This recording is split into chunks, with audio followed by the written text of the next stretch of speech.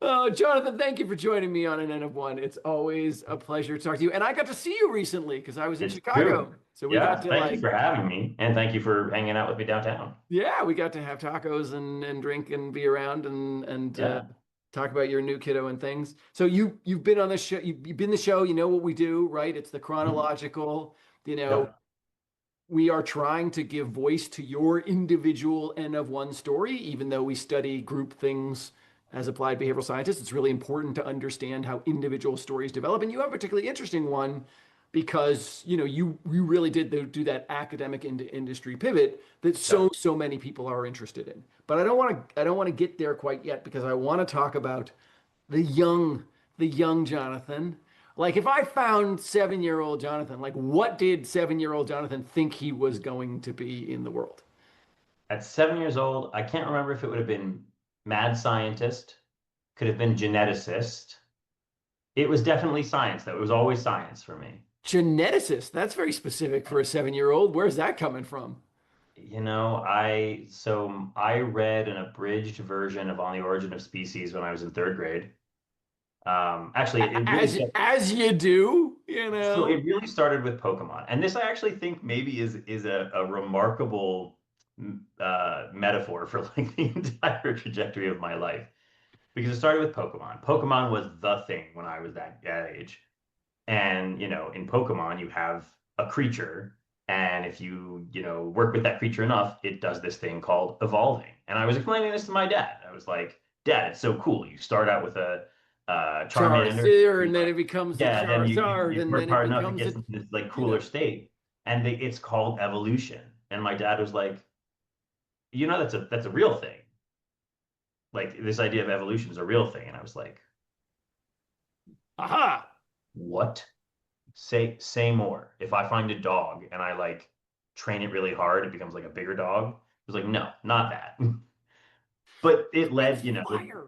my parents were big into reading and education and teaching me about the world. So as soon as that kind of spark of interest in this topic came up, we went to the library and bought a bunch of books and little, biographies of Charles Darwin, and started learning about evolution, and then I started learning about Gregor Mendel and genetics and gene splicing and all this like it started from the more fantastical parts of these things, but the grains of truth really kind of sunk in, and it sparked an interest in all of that. And um, but so 7 years old, yeah, geneticist. That's it. It started with Pokemon, and then reading about actual genetics. And then monks and peas. Uh, and so Yeah. did that last? Like, if I found you a couple of years later, let's call it 13, maybe you're like going Yep. to sort of middle school, high school, like, were you equally on the like mad science path? I think at that point I had pivoted to the medicine path. So genetics led into more of the medicine. My father was a physician, so I think there was a lot of just, exposure to that and, talking about a lot of the interesting things that happen when your genes don't do what they're supposed to do. And so I started to get really also into the brain, um, and was very interested in kind of these neurological disorders, ALS, narcolepsy, schizophrenia. I mean, again, a lot of the like very slightly rarer and more bizarre and more interesting disorders that are, mind and psyche based. And so I had started to walk down that path of medicine. Um, and again, Particularly sort of, helping people is cool. sounds like neuromedicine, right? Sort of Yeah, like brain related medicine was sort of in the yeah, focus there. yep, absolutely. I always because both, I mean, both from a like being a neurosurgeon or a neurologist is like hard intrinsically, like you're dealing with a lot kind of finer tuned, and there's always the picture painted. And I'm sure like the neurosurgeons and orthopedic surgeons who listen to this podcast are gonna get annoyed with me when I say like it was always sort of described as, well, neurosurgeons are like the artists, the orthopedic surgeons are the jocks. But like, and I was not a jock. I was very much not a jock. At no point did you hear in this kind of trajectory of like Pokemon genetics, what an athlete I was. That's intentional. Um, Although I think of you as a you're a pretty fit dude. that came later. I was lanky and bookish for a long time, and then I'm swimming. I was a swimmer. I couldn't catch a ball to save my life. Balls had a fantastic magnetic attraction to my head rather than my hands. But yeah, Hence the neurosurgery. You were like, I'm eventually going to have to operate on my own sort of injury at some point.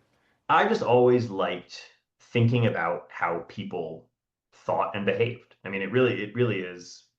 I don't say that as a kind of like, look at how, beautiful and smooth this trajectory was to behavioral science, but it was always, I was a people person and I liked to understand why things happened.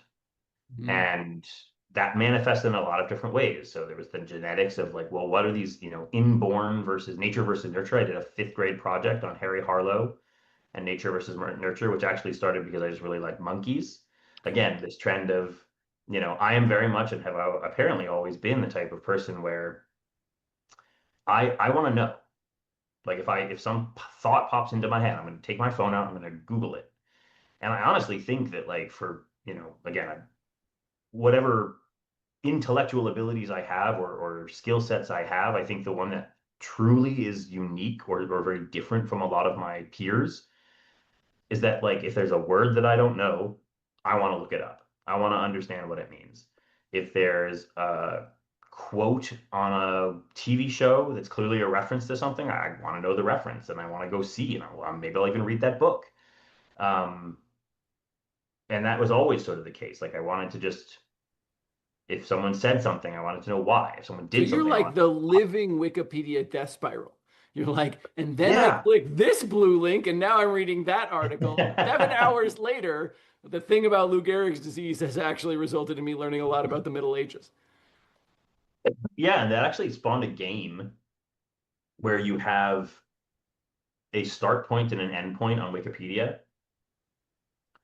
or you can do it from a random. Well, no, you have to start people at the same spot. But like, you'd pick a word and I'd pick a word, or you'd pick a topic and I'd pick a topic. Like you'd have bread and I'd have Jesus, and both of us are starting on the Wikipedia page for Barack Obama. That was so easy. Loaves and fishes, man. I can get both of those places No, like, no, no. We have to both get to Barack. We have to both get from Barack Obama. You have to get to bread. I have to get to Jesus, or whatever I uh, said. And it's a race, and all you can do is click on links. So like you're just trying to incrementally get those links to line up closer and closer. are you trying to say this is what the podcast should be? The podcast should just be you Yeah, and we've I. abandoned the science, the behavioral science aspect altogether, and just do Wikipedia races the whole time. I actually think that would be amazing. Uh, I mean, listen, when COVID hit, there were the marble videos, right? Like the marble races because there were no sports. you know? It's like that, but nerdy. Yes, exactly, exactly like that, Jonathan. So okay, so teenage Jonathan also has this same, science, medicine, Yes. neuro piece. And then you go off to college and you have sort of an interesting like that manifests in a different way because you don't end up going the sort of are you one of the casualties of organic chemistry like so many people who've been on this podcast? Nope, I am a casualty of becoming an EMT. Uh-huh. So I was still when I was a freshman in college, I was pre-med, wanted to be a doctor, was starting to lean a little bit more into the psychiatry versus the neuro realm, but wanted to get a firsthand kind of account or firsthand experience with being in the field of medicine. And so I decided I would sign up and train to be an EMT, and that would give me that kind of hands-on experience of what happens when, you have to deal with people who are sick, injured, hurt, what have you. And I got bored. Um, Hmm. Again, no offense to the myriad medical professionals who are doing fantastic work, um, and maybe an unfair comparison on my part, but it was remarkably formulaic, right? It was very much you have symptoms A and B, that most likely means C, treat D, right? Like again, in EMTs, it was lower level, right? It was like you are bleeding from your arm. That probably means you cut your arm. so we're going to bandage your arm. Like it was very formulaic. And I think I started to get that feeling of that being true for medicine more holistically, not entirely. And obviously there's subspecialties, there's research, right? There are all sorts of ways I probably could have gone that would have avoided the tedium. But to me, it started to just feel like the majority of your work as a physician was going to be people coming in with the same ailments, the same symptoms, the same diagnoses, and the same treatments. And that didn't scratch that sort of creative thinking itch that I had. Um, and so it was then that I started to sort of veer off into a much weirder, much less defined path that eventually led me here. So it was sort of the house effect, right? Like kids who grew up on House MD are like, Yep. medicine is a Medical grand mysteries. puzzle, right? And then, instead Wilson is like, no, man, it's the same cancer with pretty much Right. the same outcome and the Yep. same set of treatment options over and over and over. But the thing that changes is Right. the humans. Right. So you got interested in the variable, the unsolvable puzzle, the variable that does change, which is, yeah, same cancer, same treatment options, same everything, but this one's a 43-year-old father of three, and this one's a 67-year-old, spinster, and those are Right. really different life situations and really different like, people involved in this medicine. And Yeah. so how did that like you showed up at NYU, you ended up with this like human relationships and attraction theory made up thing. Yep. Like, talk to me about the process of that. Because when you came in, you were still on the medical journey, right? The Right. EMT part Yep. happened in college. So where in Right. your college career did you kind of realize like, oh man, this medicine thing maybe is not it? I think it was twofold because right around the same time, and it was about my junior year, or just before my junior year, it was right around the time that I was starting to say medicine feels formulaic and maybe not interesting enough to kind of devote all of this time and energy to. That I was also looking at my course loads and saying, I can't do everything I want in college in 4 years. And for whatever reason, I had that 4 year mark in my head, right? I didn't think about the flexibility that like you could stay 5 years, you could stay 6 years. Because I really thought of college as the sort of traditional liberal arts education. That was always what I wanted out of a college experience. So I was pre-med, so I had a pre-med course load. I was a neuro major, so I had the courses I needed to take for that. But then I wanted to take a course in, Renaissance literature. I wanted to take a course in art history, and like I was staring down the barrel of like not being able to do it all.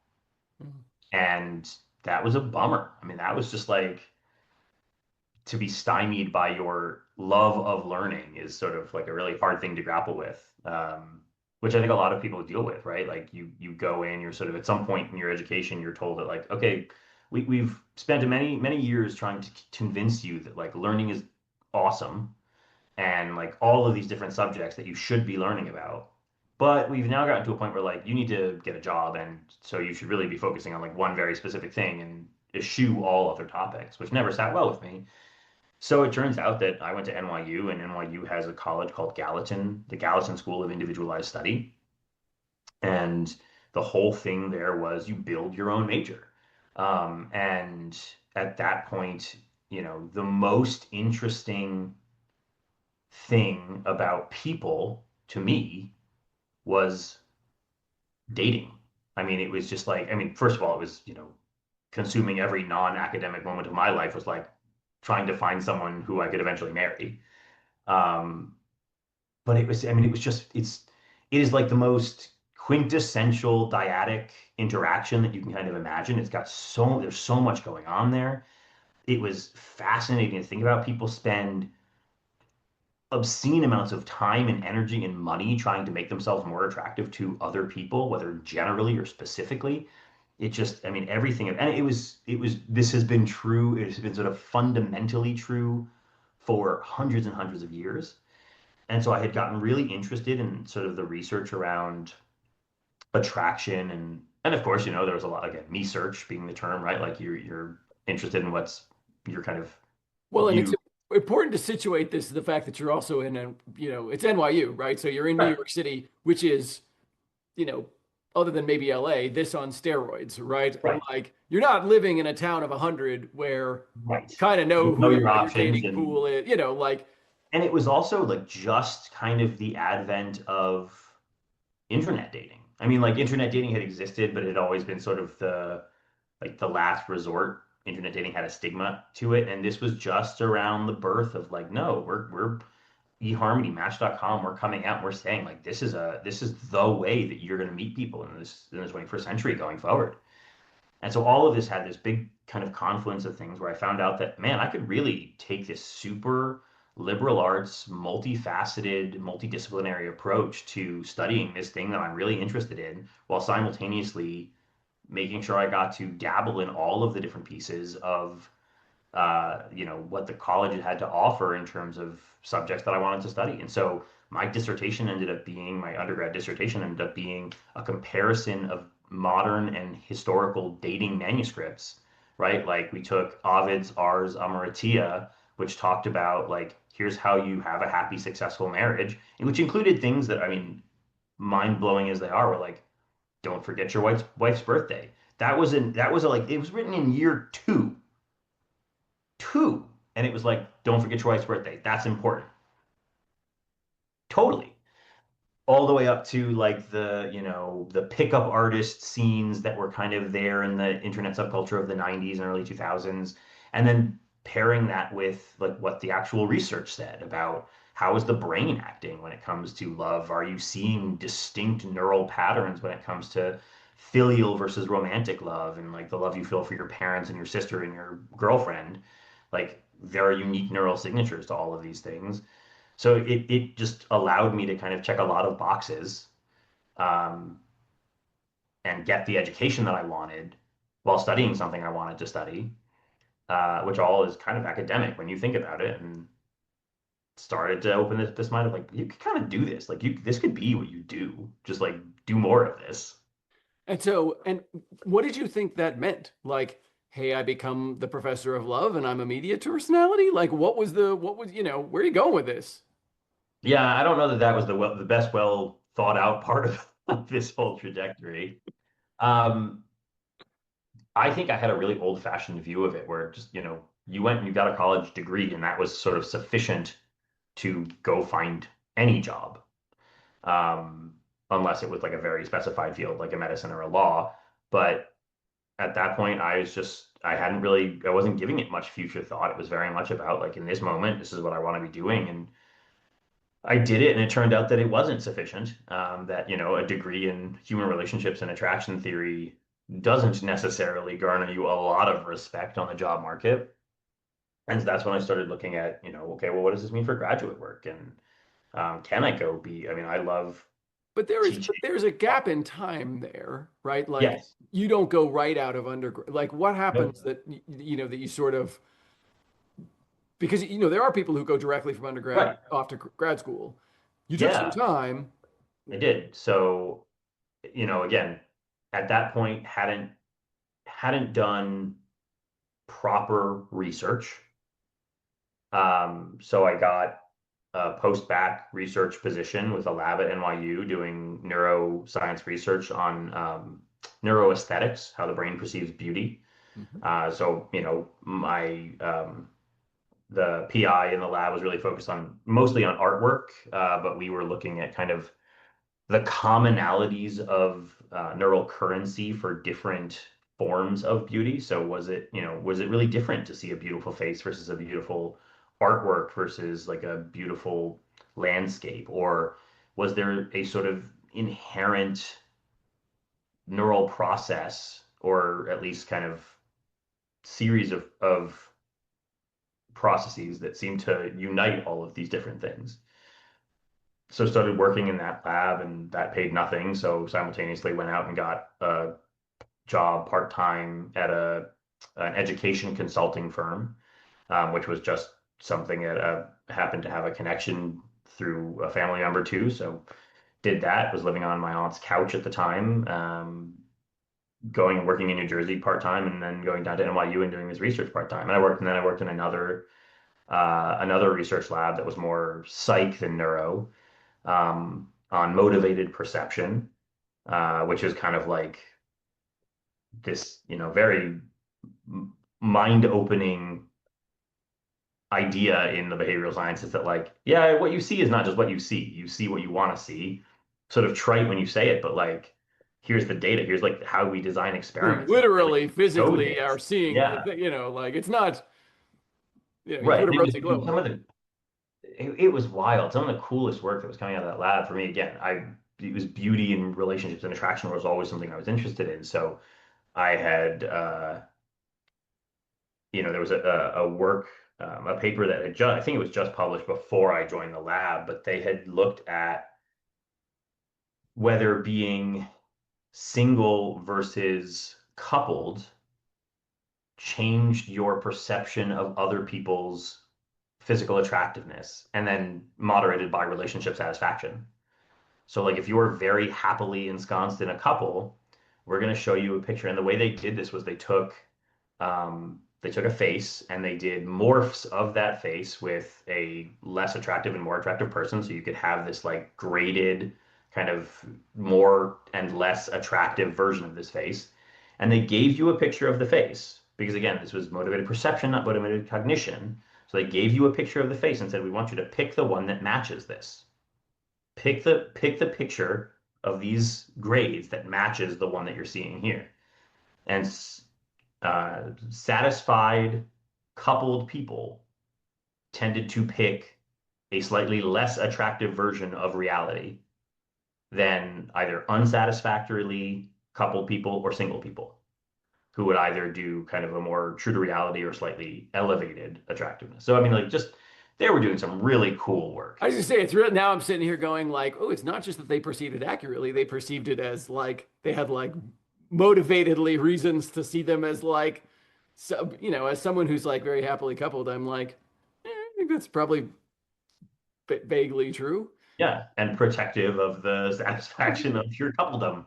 100%, right? Yeah. Like, no So one that so that was, the first opportunity I had to really get into the weeds of doing behavioral research and doing neuroscience research and And see did what it's you all about on a day-to-day basis. in that moment as you're like you're going through these labs, so it's starting to feel like, wow, I'm still having this fascination. Academia really is a pathway for me, etc. Was there any hesitancy? Was there any like, oh, I don't know that I want to step out of the job market. I don't know that I want to like go down or you were like, nah, man, this lab stuff is just so fucking cool. Like I'm in. Yeah, it was really that, with the exception of, but I don't think I want to stay there. I think I already started to get that sort of applied vibe. I don't know where it came from, to be honest. But it was something I didn't want to just talk about the stuff. I wanted to take all of this information. I think maybe it was just that I didn't feel like it was there. And you probably know better than I do what the state of behavioral science in industry in what would this have been like 2012 was. But like I certainly wasn't seeing it from my vantage point that like here are all these really interesting thinkers and studies being done, and I think I was wrong, but like I didn't see it being utilized. I thought there were these different avenues to monetize this and make it so that, businesses could be both more effective, efficient, and hopefully more, responsible in the way that they operated their enterprise. Yeah, certainly in the fields of academia you were playing in, I don't think it was being, Right. probably by 2012, you're starting to see some finance applications, some Yep. healthcare application, maybe, Right. right? But it's not the sort of like intense, proliferation into brands and other things that we see today, where, it's much more common that people would be sort of looking at these orthogonal Right. pieces. So But you're it working really, in labs, you're like working part-time. Where did you decide like, nope, it's like grad school was it like a smooth gradient of then I slide into grad school, or was there a moment where you're like, and I'm doing it? I don't remember if there was like a watershed moment. I think it was probably more of a gradual thing where I was enjoying getting to do those experiments again, that creativity of thought of like, how do we design an experiment that really isolates this psychological mechanic?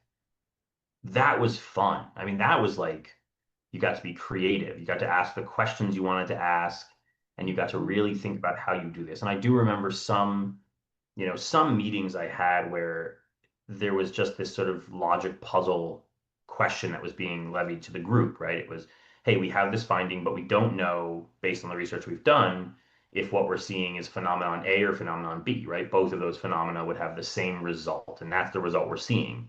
But like, I really don't know how to parse it apart. And there were a couple of those moments where I really got to step up and say, well, what if you did this, right? Wouldn't that address that, confluence of factors? And got good positive feedback, and that made me feel really good, and I really enjoyed. Again, it was puzzles, solving puzzles. I like to solve puzzles, and that was where it was abounding. The consulting work I was doing was a lot more straightforward. It was a lot less of that kind of critical thinking. And I found myself always thinking that, like, you could really do a better job of this if you spent a little more time thinking about the end consumer of what you're doing Hmm. and the person behind it. And that really, I think, all kind of just gradually built into this moment of, okay, I think I want to go get specialized in this. I really want to get to sit in a room and talk to other people who find this stuff interesting as much as I do, to just like talk about nerdy brain stuff. And to your point, the experimental design aspect of behavioral science really is, I mean, pilot design.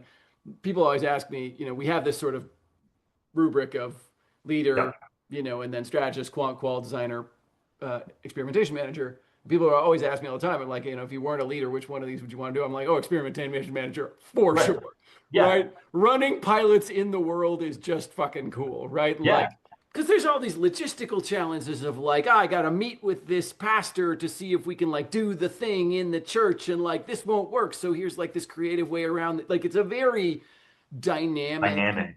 Yeah. yeah, for sure. Yep. And And so you again, were loving that part. You were like, yeah, I just like designing these experiments. And so you go off to Ohio, and did you sort of know social psych was the the sort of bigger bucket this was going to fit in? yeah, because again, for me, it always comes down to people, right? It's the interactive component. Is perception interesting? Yes. Is it this sort of fundamental thing? Like memory is a fundamental component that gets translated into social interaction? Sure. But for me, it was like it's the social interaction itself that is interesting to me. I don't want to know, hey, spreading of activation like allows this sort of schematic memory system to form, and that means that when we do this thing, like that's all very interesting, and I did end up enjoying my social cognition classes really, probably most of all the classes I took, but I did not want to do the research that was like, we're going to show you a bunch of dots and they move in this direction and then they change directions. Visual saccades are boring. And I remember talking to, I had a professor. So some of the work I did in grad school, we used movies as stimuli. And we would take, fMRI images of people watching movies. And it's like people would sign up, but we didn't get like a ton of signups. And one of my professors was like, I don't understand. Like, this is so much cooler than watching visual saccades in an MRI machine. I was like, yeah, but like, is it cooler than watching this movie with like a big bucket of popcorn on your couch? Right. No. The reference point is very different, my friend. Reference point is very important. Yeah, so it wasn't brain for brain's sake. You really like the brain for people's sake, right? I Yes, mean, it very wasn't, much. because there's an alternative version of Jonathan out there in the multiverse that goes like down a much more neuro path, right? Sort of the more brain for brain's sake. When I was an undergrad, one of our professors, Alan Schneider, who did great traumatic, how do you inhibit traumatic memory formations, right? So Yep. that you can lessen PTSD. Yep. The actual doing of that is a bunch of rats upstairs, where you're poking them in the brain. And then you have like Barry Schwartz, who's over here giving like, let's go fuck with the supermarket down the street. That's Right. for a certain kind of person. I'm much more interested in the supermarket Yeah, than like poke the rat. absolutely. Absolutely. Um, yeah, I mean, it just, and again, the other thing that all of this was balanced with is just I'm a giant nerd, right? So like I stayed a little bit in the neuro realm because it was cool to learn about like multivariate pattern analysis and like all of these like really cool technical, mathematical techniques and statistics that were really interesting that weren't as much present on the, pure social psychological side because when you have that level of experimental control, and I always used to talk about this with my friends who are like in political science, right? Political science, you have to do a bunch of fancy modeling because like you're just taking observational data. And so you have to, mathematically control for a bunch of variables. When like if you design an experiment well, t-test done, regression done. Like that's all you need. It's your bread and butter because like you have, again, especially in a laboratory environment, so much control over all of these different variables. So like you really didn't need much more than those kind of basic statistical significance tests. Listeners, understand this well. If you are like me and struggle with statistics, experimental design is your friend. I Yep. did, I published probably 5 papers without ever having to run anything much more complicated than a regression, right? Oh Like, my God, it was like, harrowing to watch my wife write her dissertation versus my dissertation, where like her dissertation was, these advanced computational models of attention because she came from a judgment decision making kind of cognitive psychology background, and mine was like, if you do a chi-squared, this statistical test that you learned in freshman year math, look, I did it, I win. ta-da! PhD now, thank you. Experimental design. Uh, Mhm. so look, you go to Ohio, you get in the social work program, you're doing down this PhD route, but you started doing stuff with Nationwide pretty early on, even in that. Yep. So you knew, hey, I don't want to go out and be a professor. Yeah. What sort of informed that decision for you that made you go, hey, I'm not like pure academia is not going to be the thing? I think it was a couple of things. One, the major one when I was first starting out was that there was a bit of a like anticlimax and sort of so what to the research process. Like again, I was very focused on learning. So first and foremost, like learning something was super cool. Designing the experiment, getting the results, and being like, hey, look, like my theory was correct was super cool. Then having to go through like 20 rounds of revision to submit that work to a paper where the general audience, I mean, like I've published papers. My first published paper is probably coming, I don't know, maybe it's like 7 or 8 years old now. And like you look at the citation count, and again, I'm not saying I'm doing anything groundbreaking, but like it's not high, right? Like the number of people who are actually finding the work that I've done useful enough to say like, and if I point to this paper among the other 200 that I'm pointing to in the same giant reference block, like it didn't feel like there was that impact. And all of the stuff that I liked to do in grad school was talk. I wanted to just sit around and talk to people about stuff, about things I was interested in the research and what happens if you apply this lens to it and that lens to it. And then I would like to go and check it out. But like I like once I knew it, it was like cool. Now I want to go talk to people about it again, but I don't want to write about it. I don't want to have to spend, months, years back and forth quibbling over like, well, you didn't use a moderation and mediation, you didn't show that you could kill the effect. So like we don't see it as sufficient for this journal. Thank you very much. Go have a good day. So I think, that started to weigh on me. That started to wear just a little thin. Um, and then again, to see the work you do, both just not wanting to have to deal with the publisher perish of it all, but also to see your work have such little impact where like you look at the business perspective and you say like, hey, I'm going to go find out this thing. Cool, I found out this thing. Great, we're doing this thing. Like you're putting that into action quickly, and that's exciting. Like that's cool. And then you get to actually see the impact of it on like a, whether it's acquisition or dollars and cents or customer satisfaction or what have you. Like there's a measurable outcome of the work that you're doing, and that's pretty cool. That's really cool. And so much of this is about perspective, right? Because you went to work at Nationwide, which is not famous for its speed to No, execution. But I think people, if you're coming from a startup to Nationwide, you're like, oh my God, this is slow. But if right, you're coming from academia, you're like, wow, this is really moving pretty fast here. Like, right, we launched stuff within months, not years. It's right. interesting, people thought I was crazy after, building and selling successful startups to then go to Microsoft. And I do think that like my time in academia was Microsoft still felt fast comparatively, right? Yeah, Like it is difficult to describe to people how slow academia really does move. yeah. Well, and I mean, just resources alone, right? Like if Microsoft wants to do research, like They have the way, they have the resources to do that research. For us, it was like, how cheaply can we get online participants to respond to this study so that we can run a big enough sample that we can have power to detect this effect and then get it approved through the IRB and all of that. And again, not saying anything's wrong with the IRB, but like, No, but when you add 6 months of getting the grant that will allow you to right. run the thing and 8 months of getting the IRB to approve the grant that you just ran, and then to get the grant people to reapprove the changes that the IRB people made, and then eventually 2 years from now you get to run the thing that you dreamed up in a lab meeting 2 years ago And and I mean, one of completely the things, lost excitement for. the scale of numbers that you think about in terms of like dollars, it was one of the hardest things for me when I pivoted from academia to industry. I remember going in my first role and saying like, okay, so I think like this is the study that we want to run, and it's going to be like $2,000. Is that okay?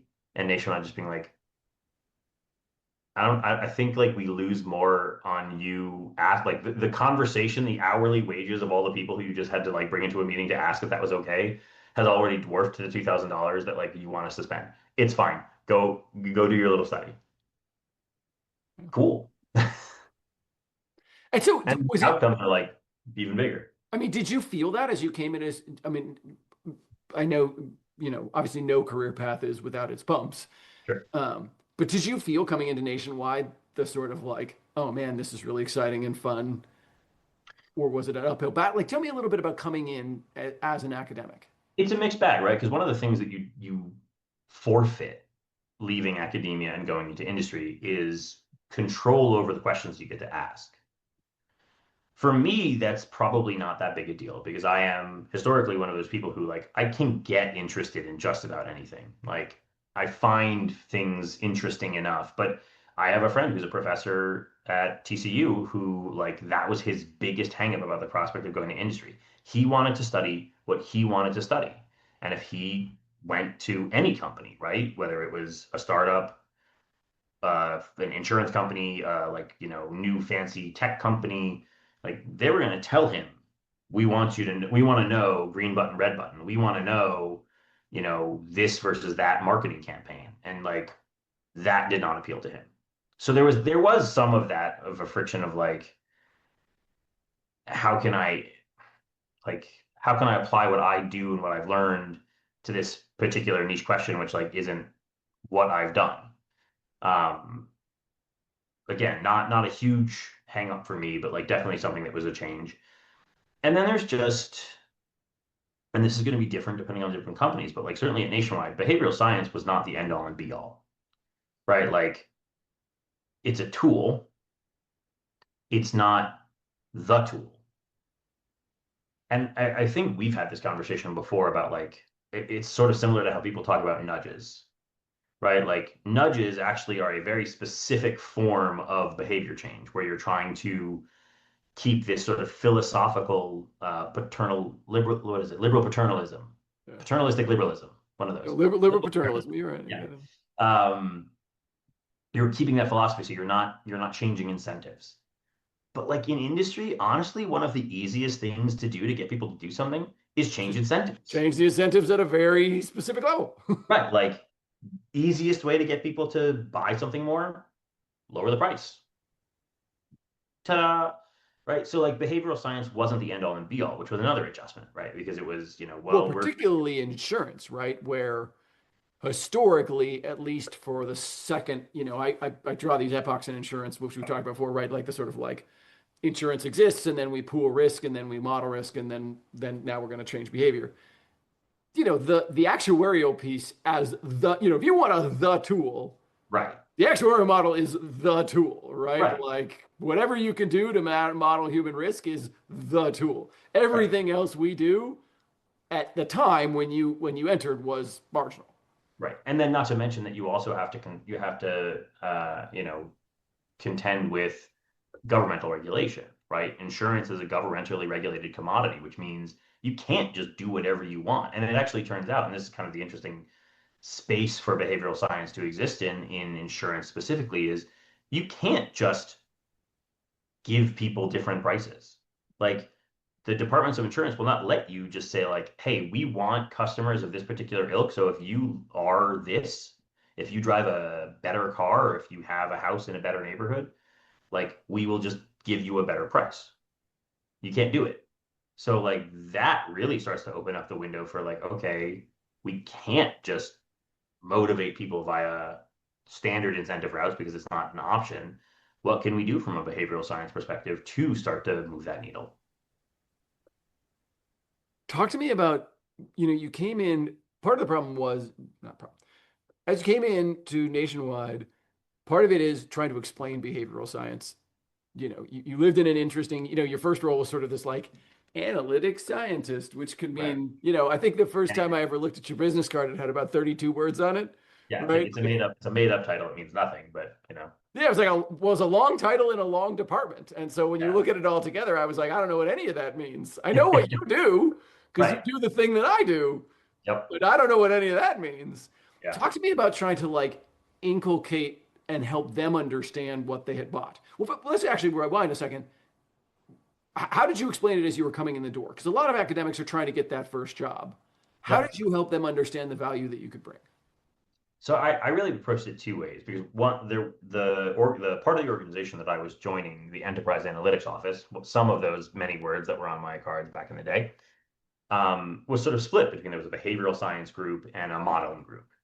And I was going to be in the behavioral science group, but they kind of wanted people who could do both things.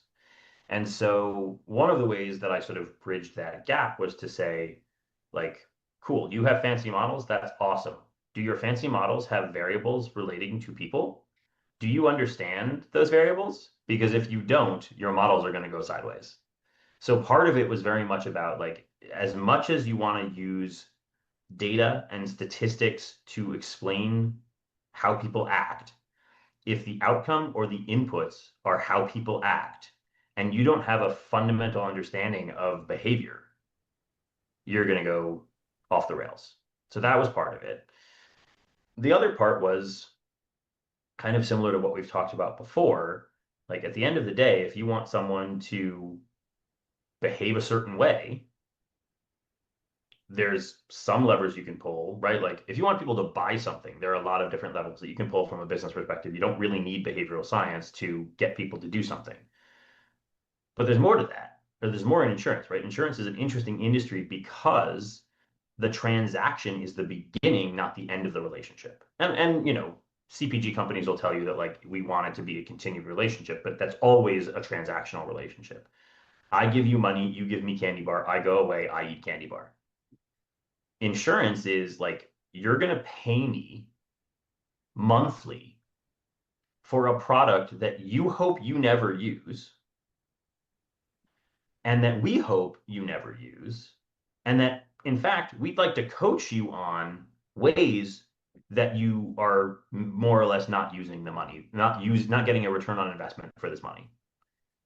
That is a weird commercial interaction. And trying to think about consumers in like the traditional business lens that a lot of people were looking at it doesn't make sense Yeah, I think you because made it's it. so it's I think you made a nice point before, as you're on this buy versus use part. yeah, You gave the example of buy the candy bar. I don't even really care if you eat the candy bar. I don't care if you like right, a fucking house out of it, right? Whereas right, in insurance, I want you to buy a fire extinguisher, but I also want you to know how to use the fire extinguisher, and in the event of a fire, actually use it, right? right, Like you buying it is sort of actually totally irrelevant. It's the thing I can track because we have lots of metrics in this in a capital right. society around buying. But like to your point, if what I care about is changing the actuarial curve of this thing, I don't just need buying. I need like understanding, using, and Right. using appropriately in the right circumstance. Like it's not as simple as just like they need the thing. And even all of those things that like we want you to buy, it's not actually our product, right? Like our product is sort of a background. It's in the background here. You kind of like buy it and forget about it. And your hope is that like you never think about it because you never have to. And to do that, we want you to buy all these other things that we don't sell, like leak detection systems and fire extinguishers and smoke alarms and all this stuff, which you should probably buy because like it's good to be, less risky. But also people are kind of dumb and don't do the things that they should do. I mean, that's like a kind of major takeaway from the 5 years I spent studying human psychology. Is like people are kind of dumb. there's your tagline for the like, People are dumb. come listen to our podcast, you dummies. That's right. But it's true. I mean, this is, as Danny so famously put it, right? Like what he learned from studying, decision making is how bad he is at making them, right? Like, Right, it didn't make him a better decision maker, it just made him more conscious of how bad he was at it. right, 100%. So then your role does evolve over time though, right? Because this sort of enterprise, because there was like analytic groups within things, and then you were in the sort of Yep. like central analytic groupy thing, but that's changed over time. Talk to me about that evolution of sort of like, growing within Nationwide, because you've been there now for quite some time, right? Yep. Behavioral scientists have a tendency to hop around in part because, different interesting problems at different places. You've really been at Nationwide and have built a career there. Talk to me about grooming that career and getting to the place that you are now. Yeah, so the analytics organization at Nationwide sort of operated in a hub and spoke model where we had that centralized analytics office, which was where a lot of the data scientists and behavioral scientists were who were really doing a lot of the work. And then there were satellite teams that existed within each of the different business functions. So the personal lines group and the Nationwide financial group and the excess and surplus group that had people who were a little bit more about um, communication between these two organizations, right? Because like one of the things that I think it's probably maybe more true of the data science perspective, but like I think it's probably true of behavioral scientists as well, because so many behavioral scientists come from behavioral science backgrounds. And so like you go and work at an insurance company as a behavioral scientist and you know nothing about insurance, and you work with a bunch of insurance people who know nothing about behavioral science. And so you have this sort of problem of how do you get those people who have fundamentally different backgrounds and have really very little conception of the way the others work? How do you get them to function effectively as a unit? And that's where my job started to end up going because I happen to be good at communication. I pick things up relatively quickly, so I was able to kind of grow my insurance acumen alongside my behavioral science background. And I became very adept at helping the business understand here is what the value of the behavioral science lens is. Here's where it's not going to help you. No, just because you use the word nudge does not mean that you've got a successful behavioral intervention. And that's where my role sort of has been moving since I switched over into that satellite unit. It has just been a lot of like, let me help you to understand the what you can gain from behavioral science and analytics and what are the limitations of behavioral science and analytics so that we can actually do the right things that, get us where we need to go. Yeah, it's an interesting point you're making, right? Because if you go back to the point you made about your friend who's the professor, there's sort of one end of the spectrum that is, I want to study only what I want to study. Yep. There's the omnivorous end of like, I'll study fucking anything, man. I am capable of being interested and fascinated by any problem, which I think Yep. is a little bit of your and my natural disposition is the sort of, as my mother says, if I asked you to mop the floor, I'd come back and you'd be running an experiment on whether mopping it diagonally versus horizontally would result in, like, you'd make a thought thing out of Yeah. anything, right? And so if those are two ends of the spectrum, when you're on the pure analytic side, right, and they're just telling you what to study, as you got more senior, it sounds like you're sort of drifting this direction, which is saying, hey, maybe some of those things aren't worth studying. Maybe some of those things aren't the right things. Let's dial a little closer into the middle of this range, which says, there is a certain set of things that are more interesting, at least from a business perspective, right? Yeah. I Uh, mean, it's the I think one of the least well understood distinctions for people who don't come from a like trained statistical or experimental background is statistical significance and effect size, and how those are distinct concepts.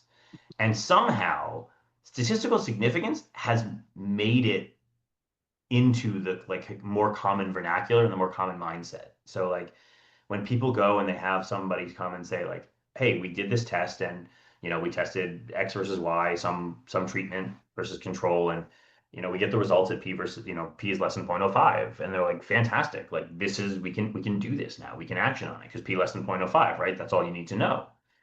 And it's sort of like, nope, because acetaminophen actually blunts your effective response to the world, right? Like that is a finding that one of my colleagues in grad school found, right? If you show people emotional pictures, their emotional reaction, if they're on Tylenol, is blunted at both ends. It's, less positive, less negative. Pretty cool. Small effect size. And like that's not to say that that's invaluable work or not valuable work, but like if you were going to make some sort of business decision off of that work, like you need to have an understanding of what an effect size means in addition to just that it's p less than 0.05. Yeah. So often applied behavioral science is just academic science with a cost benefit ratio. Right. Right? Yeah, It's exactly. so much of academia just, ignores the idea that there's any cost benefit ratio to what they're doing because, the currency is certainty. And I get that. I really do. Right. But I'm not very interested. Right. But it's also one of the things that I've always thought was a really, really valuable about the approach that you've taken to building behavioral science teams within organizations that exist is that, I mean, first of all, you start off from this place of you don't need to have a PhD in psychology to be a behavioral scientist. That's fantastic, right? Because like so many people are kind of thinking about things in the right way to be behavioral scientists without just necessarily having that degree background or that training. But also that, it's about the outcome. It's not just, hey, I'm a behavioral scientist and I need a job, so I got hired at this company to do behavioral science because they want to do behavioral science. It's really like, no, like what does it mean to take a behavioral scientific approach, to use a behavioral scientific lens to answer this question? And this is one of the things that I've always struggled with when I talk about like consulting firms, right? Is consulting firms have to show something. They have to show a return on investment, right? Like the company is going to pay a consulting firm, in some cases, a stupid amount of money to prove out that like this is an effective way to increase sales or to increase customer satisfaction or what have you. And like if you spend $200,000 or, in the case of like BCG and McKinsey and Bain, $1.2 million or whatever their costs are, like they can't come back and be like, hey, we did the research and like we don't find a significant difference. Like, no, you're gonna find something. You're gonna find something to make that $1.2 million worthwhile, or at least ostensibly worthwhile. So it really just comes down to like, and this is where I think, this is where my role has really taken me, is like you need someone to balance the equation. It can't be behavioral science for behavioral science's sake. It can't be we're going to call things behavioral science, but really just like we do huge surveys, have multiple comparisons issues, but ignore them because like as long as we can find a 0.05 in there, like we've done our job. You need someone in that room who can kind of speak both languages so that they can moderate the conversation and make sure that everybody is on an equal playing field and understands here's where there is value, here's where there is benefit, here's what an effect size is, here's why this does or does not make sense in the way that we're looking at applying it right now. Yeah.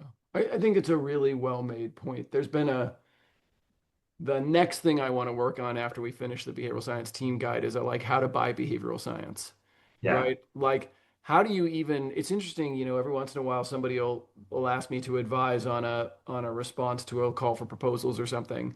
Mhm. And you sort of look at the like call for proposals and you go like, I don't think you know what you're buying, right? Like, and you're going to spend a lot of money on this, it's Right. governments and large corporations, putting out requests for proposals where I'm like, I don't think that you understand what it is that you actually need, Yeah. right? And so being a good buyer, and finding business partners that can be a good buyer of the services that Jonathan provides. And in many ways, that's been the evolution of your career, right? Going from being a seller of services internally to being, you know, a bit more of the buyer as you Right. recently made director, which is super awesome.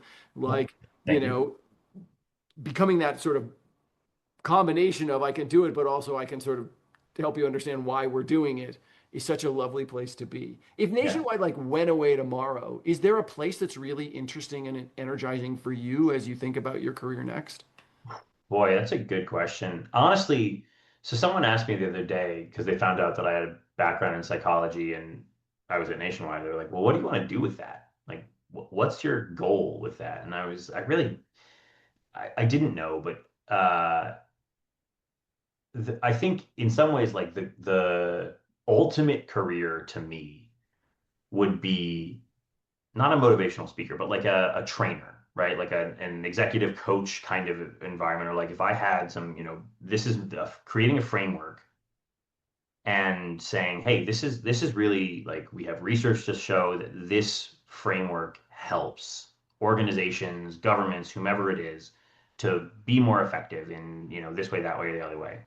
And getting to go around and meet those people and say like, hey, I'm here to help you with this. I'm here to train. I'm going to do those like long sessions where I start off with some personal anecdote and then I like, do a lot of pointing with my thumb, kind of the Obama point, and like, but really, again, that to me is like the in some ways like a super unique type of applying behavioral science, right? Like you're influencing the leaders of groups who are going to trickle down what you teach them into a functional space. And that to me is really exciting. So I don't know if Nationwide disappeared tomorrow, like maybe I would take that opportunity to kind of sit in my So and stew on my own to think about you want what to I want become to say. a MAB speaker, meta applied behavioral science. There you go. There is That's the subtitle of my book now. there is a trick that I sometimes use when I'm teaching people about applied behavioral science, where I talk about promoting inhibiting pressures and the whole side model and like how do you actually do this. Yep. And then, and then I point out, and the whole point of this talk is itself a behavioral science intervention. Like the point of the talk is to get you to do something. Right. Like I'm not talking here for no reason. Like I'm talking to get you to do something. So even the thing that we are engaging in right now is a behavioral science intervention that has been improved on. Right. The jokes have been tested. The like, this method gets people to do it better than that method does. We Right. just were on the cusp of releasing the episode. The first time we have more than one person on it, one at a time. It's like an N of six. It's Jared Peterson and a bunch of folks, and we're talking about the work he was doing on models and ranking the Yep. models that people Okay. use. Yeah. What framework is a better way of getting people to do the thing that it's I don't why do I like competing pressures better than the fog model? Because it's Right. this is a lot easier to do and people can draw it on a board, Right. which sounds stupid when we're talking about science. But like the whole point at this meta applied behavioral science level is like if you're trying to get people to approach these things in a structured way, some approaches are going to be easier for people to intuitively use than others are. Right. It has to be. It has to be simple because the fact of the matter is that, like, unless you are deep in the weeds of behavioral science, if you make a really complicated behavioral model, like, you can't follow it, right? And I've had this issue when, especially, just contrasting behavioral science with, the kind of data scientific models. We have a model. It's a profitability model, and uh, generally it works, but sometimes it's a model, so it sometimes fails, and people ask questions of like, well, how does this work? And there's a hard stopping point to the way that we can explain this model, right? Because like, okay, profitability in insurance is profit equals premium minus loss minus expense. Cool, we're all together right now. Well, we know what the profit's going to be because we've quoted them. We like know what their premium is. Great, all together. We have a model that predicts loss. Okay, I get that. But like, tell me more about how the model works. It's like, well, how deep do you want to go into what an XGBoost model is, right? Like, and without some decent background in mathematics, statistics, computer science, like how much of this are you going to be able to grasp? It's not different in behavioral science. It just sometimes takes a little, you get to have like a couple extra steps off, and I think before you hit that wall. But like at a certain point, I mean, again, we talked about this earlier, right? Like it comes down to like a lot of these psychological principles are going to end up in this memory space or this perceptual space. And like at a certain point, you're saying like, okay, well, here's how neurons work. And it's just like people, the eyes glaze over, people stop being able to understand it, they stop caring about it. And so like the simpler you can make it without sacrificing efficiency, the better. Because otherwise you get lost, so lost in the weeds. And like there are some people who are really into that, right? Like if you want to talk to me about, the nodes of Ranvier and like synaptic connections, like cool. But I'm, I think unique at Nationwide, at least in that way. Yes, as your kiddo grows older and wants to talk to you about the evolution of Pokemon cards, you are happy to go on that journey. I hope so, man. I'm so excited. Have you seen this is a weird aside for everyone who's listening to this podcast, but like, you can calculate the speed of light using marshmallows in your microwave? No. Yeah. What? I'm so excited for when my daughter is old enough that like we can do this experiment. All You right. get a Well, now I tray. know what I'm doing this weekend. Yeah, just you get like a baking tray. You have to take the rotating tray out of your microwave, and you get a baking tray, and you pack it with marshmallows. And because the reason the microwave rotates, the tray rotates, is that you have a uniform wave Right. going from left to right or right to left in the microwave. So like to cook food evenly, you have to have it rotate so that that wave hits at The different different points. parts of the food, right? But if you don't do that, then you have differentially melted marshmallows at the peaks and troughs of the wave of the microwave. So you can actually like measure all of these melty parts and say like, okay, we have a general sense of the wavelength. And your microwave operates at a specific frequency that's usually recorded on the door of the microwave. So now you have wavelength and you have frequency. And if you multiply wavelength and frequency together, you get something that pretty closely approximates the speed of light. And I am so excited, if you couldn't tell. No, it makes total sense. I never really thought about because the key part is taking the thing out, right? Because you Right, sort of think of it as a like waves go this way, but the food passes through the waves, and so right. you get relative uniformity. But if you take that out, well, now I know what I'm doing this weekend. Ladies and gentlemen, there is no better way to end this podcast on weird shit to do with your microwave and marshmallows. Jonathan, it's always such a pleasure to talk to you. You You as well, Matt. are have a lot of fun geeking out together. We've had a lot of parallel experiences, and it's been so fun to watch you develop it nationwide. And I would Thank love, you. I heard if I wrote a book, come on, when I write a book, Jonathan, when Hey, it's your turn, man, I'm done. It's all you. you better believe that I'm coming to you for advice of like I'm staring at a blank piece of paper. It's all I don't good. know. I think your point about meta applied behavioral science, like sort of how do you teach people applied behavioral science, is one of those perpetual and evergreen. I think Start at the End was an attempt to do it, but I think teaching is one of those. There's an interesting point that was made um, as sort of AIs automate some human work. Mhm. People are like, oh, well, what will humans do? And somebody's argument was basically, well, teaching, because the optimal version is one-to-one. And Right. so, every adult teaches a kid, and as long as we have as many kids as we have adults, we'll be in charge of teaching, right? Like that is the perennial, never going to go away thing. And Yep. you abstract away the capitalist like need to make money. Yeah, Right. one-to-one teaching is where it's at. And so I don't think there's one model. I think there's lots of models, and I think Yeah. the more educators that can do it in all the different ways that they've done it, and so I'd love to see the MAPS book from you. I'd love to see you, talk about a meta applied behavioral science and see your way of teaching it, because I think every unique voice, every N of one, makes it that much more likely that we'll, complete that next long tail portion of the model. Now, long tail portion of the model, long tail portion of the model, Right. um, in as many guises as we can. And Yeah. so, I'm ready. I'm looking forward to your book Cool. now. What maybe Next time I'm maybe next time I'm once on, we'll talk more. maybe once your kiddo has had a little more chance to grow, uh, Yeah. and you just need 10 more years before she starts ignoring you. And then I'll have all the time in the Then world. you all the time you need. Jonathan, always a pleasure, my friend. You as well. Thanks, Matt. Thanks for having me. See ya.